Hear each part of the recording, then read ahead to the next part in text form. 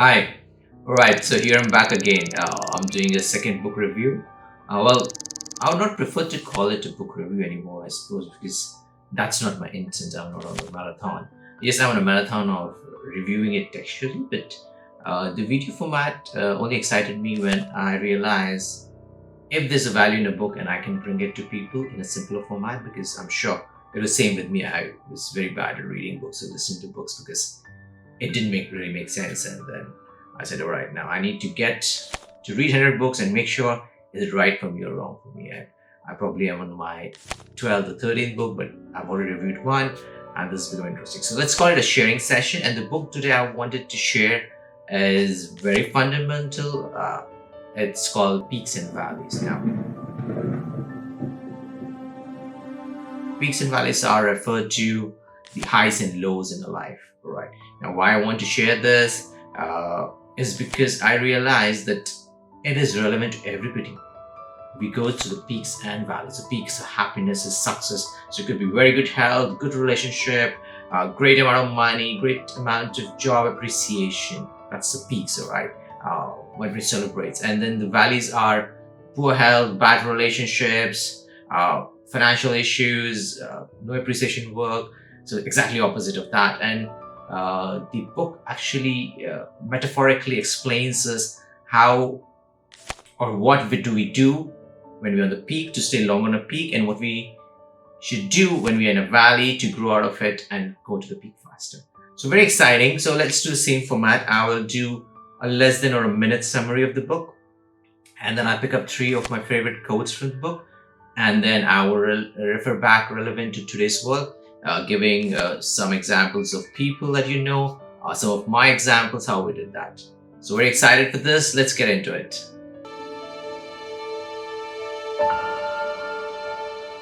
All right, so the book basically is talking about peaks and valleys, right? So peaks and valleys, we all understand. So life is always going to be peaks and valleys. It can never be like flat. It's flat, we're dead, right?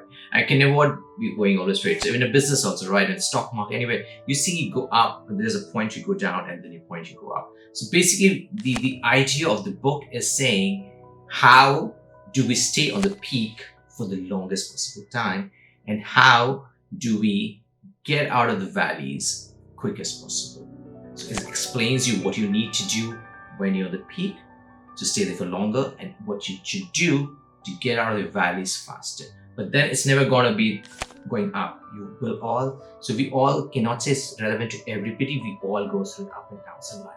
Could be any aspect of life.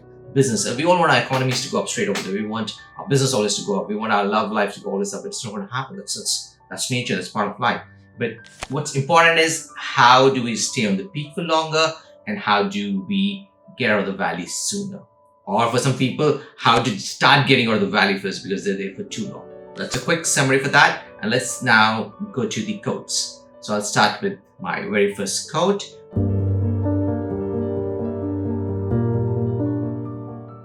So let's go with my first favorite quote of the book, which says, peaks and valleys are a natural part of the life.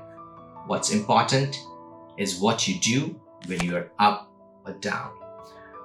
Let me take example of Michael Jordan, one of the most famous, or considered one of the greatest basketball player.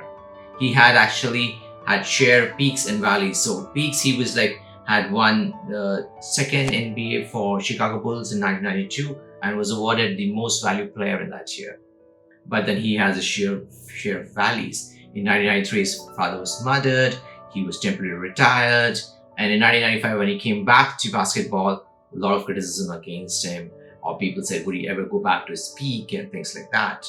But then he made everybody wrong. So 96, 97, 98, he again made Chicago Bull wins. So he had the sheer peaks and valleys. And then in his book, Not Accepting, Not Trying, he had written that in his life, he had actually missed 9,000 shots in his career. He's almost lost 300 games, and on 26 occasions, when the team gave him the ball, actually hit the winning shot, he failed. So he failed so many times, and that actually would succeed. So the point what he was trying to say is, when he was in a valley, probably he had looked at what made me go to peak in the past, and looked at that. So coming back, I'll give you my personal life example. This is pre-COVID. We had major losses in one of our company, and we were like way low. I'm talking millions, right? And then we were shocked. We couldn't accept it. It was one of the biggest loss in a company ever. We started, and we're like, all right, what do we do with? How will we deal with this? All right. So we beat it ourselves for some time, and then we said, all right, we've done that. Now let's focus on our energy. How did we reach the peak in the past? What did we do right? And let's reflect on what did we did wrong at our peaks so that we don't repeat that. So that we quickly come out of this valley. I very clearly remember my finance manager standing in my room and says, what do we do now? Right? And how I said, a year or two, same room, we'll have a different discussion. He was not sure what I'm talking about. We did came out of the valley. So we started looking at our basics. We said, how did we go there? What did we do it? And then we did a lot of things right, or fundamentally what we did in the very past part. And then COVID, where it's supposed to be a problem, with a blessing to us in a way, because we created a product out of that, which actually created revenue. Then we worked with the teams, and eventually we came out of that. We're back on the peak. And now what we're trying to is not to do the same mistakes that we did on a peak to get back into a valley. So that's basically what is a concept where your valleys are there to make you learn. And I can tell you, every adversity we had, we didn't like it, but it actually propelled us much ahead. In fact, then we started, we got a $3 million loss. How do we make a company so big that this loss looks negligible to us in future? So that's my second favorite quote.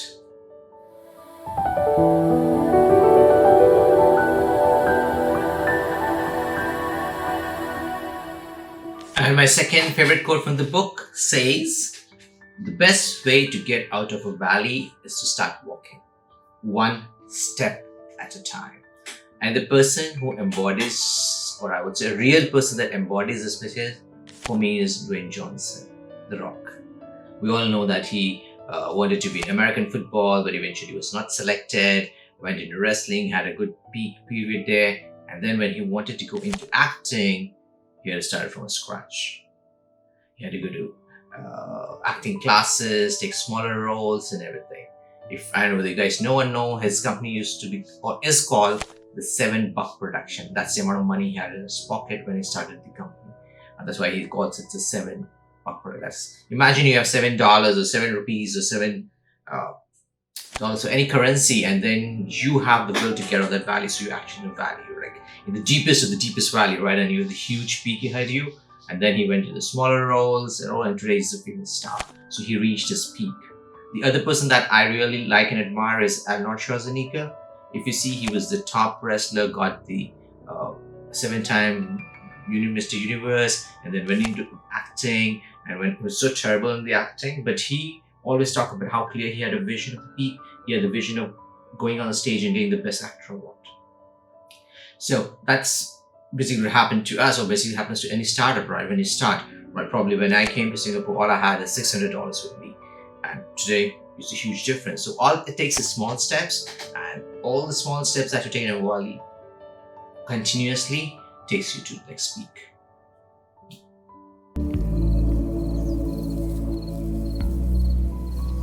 And my third favorite quote from the book says, when you are on a peak, enjoy the view, but never forget that the valley below holds the seed of your next climb. Very interesting, right? The person that I want to take example is Richard Branson.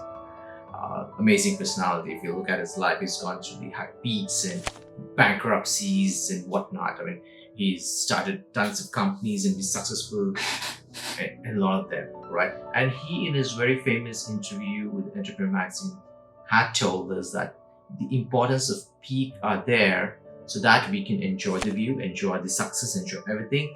But at the same time, we need to be ready for the valley and create a preparation for the valley so that we go to the next peak. So if you look at a stock or anything, you prefer a stock to go up, come a little bit down, and then go to higher peak. That's technically what he wants. So we all, even if you look at a tiger, he would take 2 steps back to leap much ahead.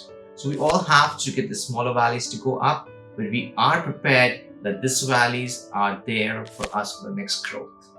because, like I said, we can't just be going straight up there.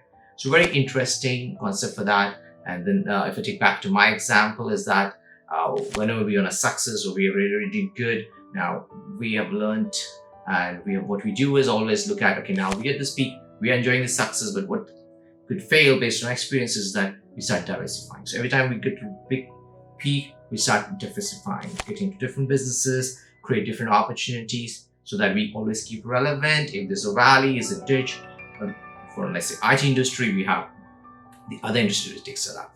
So that's what is my understanding from preparing for a valley and properly diversifying yourself, or be ready so that it actually takes you to the next peak.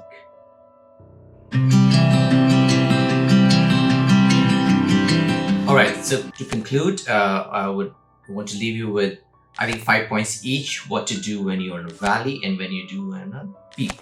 Let's start with the peak. So when you peak, you're really happy, excited, everything is going perfectly all right, and you really don't want to do anything because you think you're already up there, you're done, you completed. But I think the 5 things that you should focus on is, first, definitely celebrate your success. You can't get without doing that. Then you reflect on what got you to the peak. That's very important, because if you don't reflect on that, then the ways to get back to valley faster. Plan for the future, what is required, because you're here now. Where do you go next? Keep learning. Not that if you're already at the peak, that's the end of it. You keep learning. The market changes, everything changes from here. And finally, which is very important, is be humble, because nothing kills you like arrogance. Once you feel you're up there, you made it, you think it's you, and the arrogance comes in, you start losing the relationships, people, colleagues, and everything. Right? So that's quick 5 things that you can do when you're on the peak. But very importantly, what you do when you're in the valley, because that's really a time, that's tough time, that's you need to uplift yourself, you need to do a lot of things. The first very important thing when you're in a valley is to accept the situation. Be a man, be a woman, or be who you are. Accept that you're in a situation. Stop living in the self-denial, and that's the very first step. Then focus on what you can control, what you can't. You can't control a lot of external things, but what you can control is internal. Take small steps. That's point 3. Move forward every day. Look at opportunities, because now it's a time do or die, right? So you look at opportunities that can really get you out of this valley. And finally, don't shy away from seeking support, colleague, friends, support groups, or whatever. All right? So I think that's quickly 5 things. I will probably in the description put more detail of all these 5 points for peak and valleys. Maybe that can help you guys. But I think that's what it concludes. But the important part, everybody goes to the peaks and valleys. The only message is how to get out of the valleys faster and how to stay on the peak as long as possible. Have a great day. Thank you.